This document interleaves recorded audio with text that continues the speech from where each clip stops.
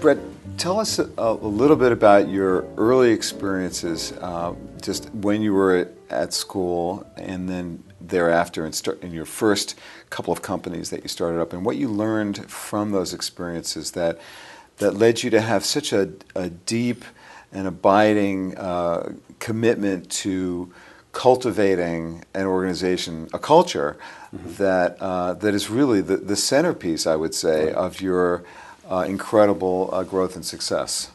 So, you know, I graduated from Wharton. I was pretty young, at 26, with my MBA, and I had started 4 businesses while I was at school. That's what I wrote my application essays about. It's what I always wanted to do, was be an entrepreneur.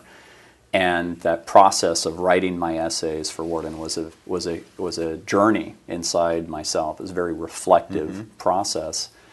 So I kind of came out of the gate swinging. You know, raised a lot of money for my first real large-scale business, which was Core Metrics, where we raised over $100 million in VC capital.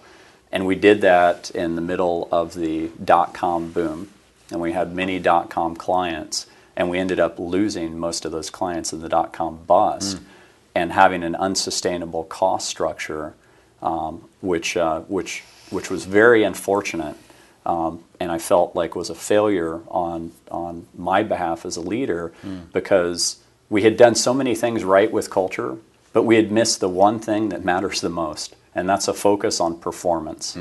A corporation has to make a profit to be sustaining. You know, a family can't run their lives where they spend all of their income and go into debt. You know, eventually they'll hit a wall. And we hit that wall, and we had to reinvent ourselves as a profitable company, and that transformation took 5 years.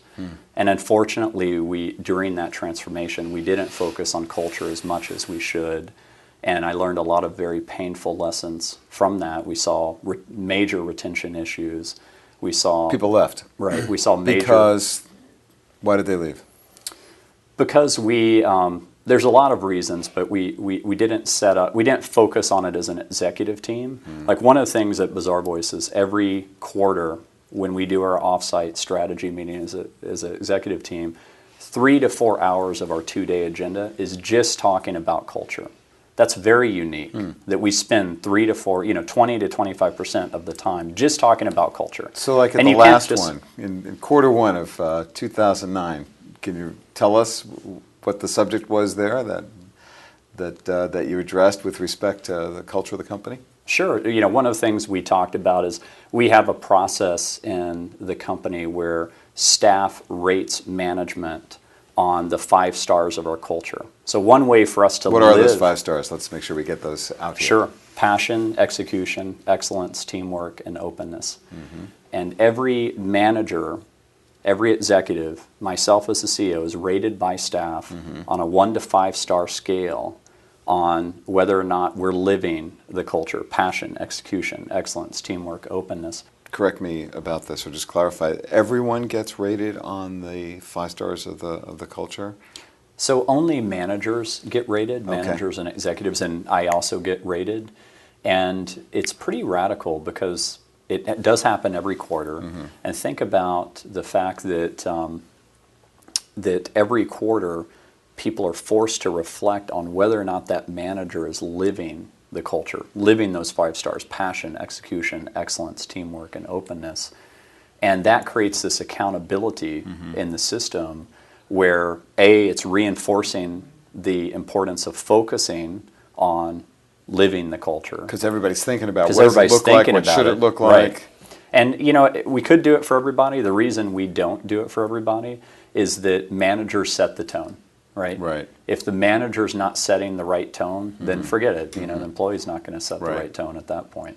And you do see these pockets of weaknesses. So circling back to a question you asked me earlier, like at the last offsite, we spent a lot of time talking about the junior managers in the company that were getting low ratings and whether or not they were going to be able to transform into leaders, and what we needed to get them to transform into very impactful leaders in the company. What training we needed to provide, what formal training.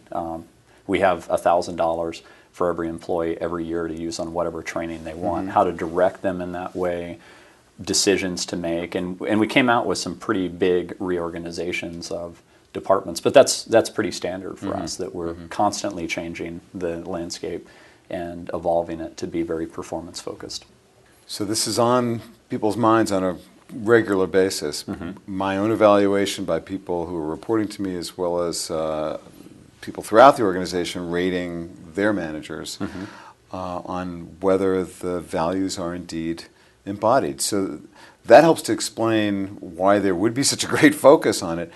What is it that you learned at Core Metrics and your earlier experiences that brought you to this this almost religious commitment to the importance of spending so much of your time and attention on this aspect of your business? Well, at Core Metrics, we had a cultural statement. I can't tell you what it is because... Well, that's telling. Right. Because we put it down at the beginning of the company, and we had no process to reinforce it. We did a yearly feedback at best. There were some years where, frankly, we punted on it because we felt so busy, and we just didn't prioritize it. And then as an executive team in our offsites, we didn't focus on culture. We didn't set that as an agenda item. And I think it's unnatural to do that. I really do. I mean, when I go out and I speak to fellow CEOs out there and I ask them, do they make the time? Everybody says culture is important. Right. Everybody's got this statement. But do they actually make the time with their executive team to sit down and discuss it openly? And the answer 99% of the time is no. Or build it into real feedback that they get that is relatively unfiltered. Sounds like people get that on a persistent basis. Right. And so people watching me speaking on your website are going to say, you know, he's starstruck and he's wasting his time. But I can tell you that... Why are they wrong, Brett? I can tell you that spending that time, there is nothing more important than the culture of your company. And in culture, it's focused very much on performance, right? It's focused very much on, is this company set up to win?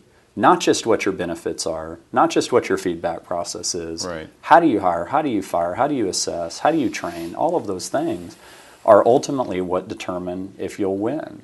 Now, if you're a small hedge fund with 5 people and they're all 5 individual contributors and they're managing $300 million in money, then maybe that's all you need, right? Maybe you don't need to focus on some of the things I'm talking about. But if you're going to build a large-scale, high-impact company that has many employees, you know, maybe is globally distributed like we are, then these are very important principles to get into the DNA of your company, into the DNA of your employees, your managers, et cetera. Because at the end of the day, it is the people that's going to make the company successful. Well, you hear that a lot, of course. Of course. Everybody says that. Everybody says that. And there's skepticism about that. And you just said that it's the most important thing you can be focusing on. It's the most important thing. More than your products and your brilliant and genius service that you provide to so many great companies around the world now? Well, who's going to invent your products? Those are people. Who's going to defend when competition enters your space? Those are people. If you create up an environment where people feel as close to his family as they can feel. I'll never love Bazaarvoice as much as I love my wife and daughter, nor should I be expected to, right? But if I love it a lot and I spend 80% of my waking time doing that, and everybody else in the company spends 80% of their waking time doing that, you better create meaning in it, and you better have fun doing it. And I'm happy to say I have a blast, and our employees have a blast. We have such a tight-knit culture, and it's built to win. And so in the face of competition, I almost feel sorry for our competitors that don't have that strong culture, because our team is so smart and so quick and so fast to react because they're protecting it. They're protecting that environment. You know, you look at a Google, for example, versus a Yahoo. And I said 3 years ago, Google's going to win on the basis of they have a stronger culture than Yahoo alone. And I base that on the fact that when I talked with Google employees or visited Google's, I could tell they were passionate, I could tell they were engaged. And when I visited Yahoo or I talked with Yahoo employees, I was usually being asked if I have a job for them. And I could just tell, just based on that interaction, that this was a culture built to win and would continue to rally in the face of adversity. And this was a culture where people were worried about their jobs and worried about winning, right? And didn't have the environment set up for success. So it didn't matter if they had an advantage in the past. That advantage was very quickly being lost to this company, which was the upstart emerging as the leader.